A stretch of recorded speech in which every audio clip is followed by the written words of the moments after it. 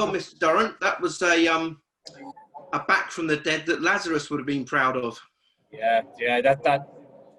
I've talked in every interview that I'm quite embarrassed. I mean, I was genuinely thinking during 7-3, 7-4 that I'm just going to pick up my bag and go straight to bed and get 10, 12 hours sleep. And, you know, to be sat with RTL and to be sat with Phil and Dan Dawson, it's a bit of a shock, really, because the better playing, I was probably laid in bed, absolutely fuming. But what a point there is. What a point that could be. Mm-hmm. And whatever happens, you maintain a healthy lead at the top. Again, grinding out an ugly win like that is massive, isn't it? Yeah, I didn't feel ugly tonight. I felt really. I enjoyed the stage. I felt practice had gone good. I didn't practice with anyone tonight, and you know, I always do the 1-2, 1-1-2 game, and you know, Jermaine Watamina's been practicing with me. He's not here now, and my doubles didn't go in. So, you know, I guess my assessment of that is I probably need to practice with someone before I go on that stage. I must ask you, Glenn, has it been a difficult 24 hours for you? I mean, it's been obviously the stuff with Gerwyn. Has that distracted you at all? No, I'll put on record that I'm a huge fan of Gerwyn Price. I have been for 18 months. I enjoy the heat of the battle with him. We shook hands today. There was a very hurtful message from a guy who is a friend of his on social media, which he liked. That's the only bit. I could take the elephant. I could take the old man.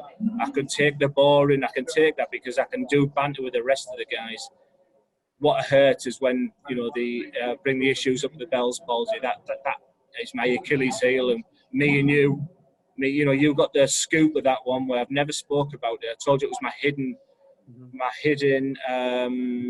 what was the word? My hidden, I can't think what the word is all of a sudden. Yeah, angst. And we talked about it. And when someone said that and he liked it, that's the only bit that hurt. He said he had no idea about the Bell's palsy and he just liked a response. We shook hands. It's done and dusted.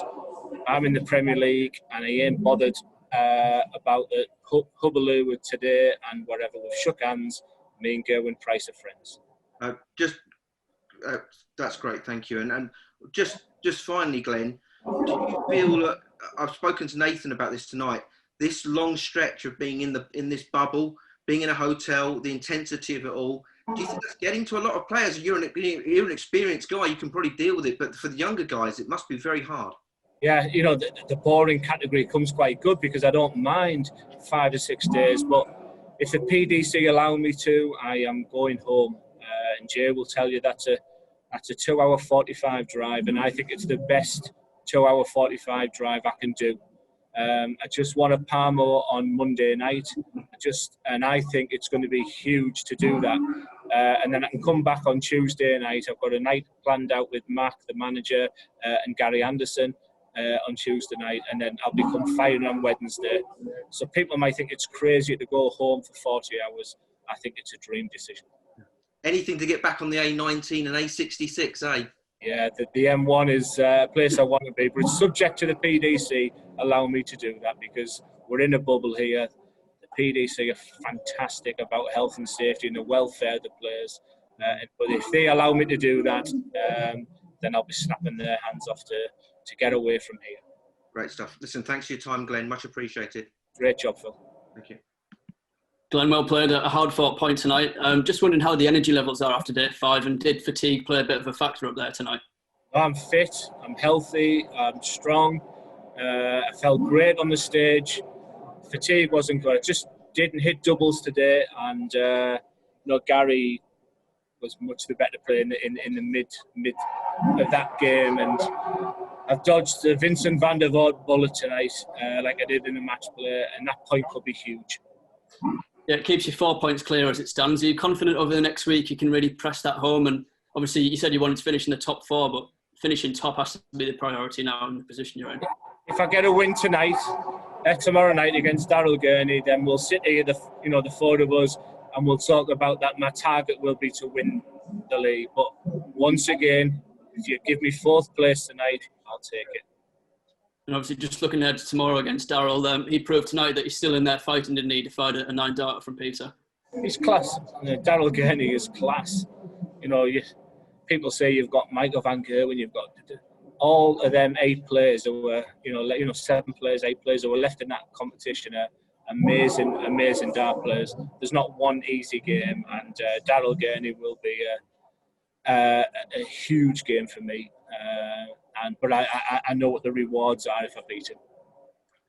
And just you mentioned about the last 24 hours. Do you think because you are top of the league and that's where everyone wants to be, that's ruffled a few feathers in the heat at the moment? Do you think? Yeah. I think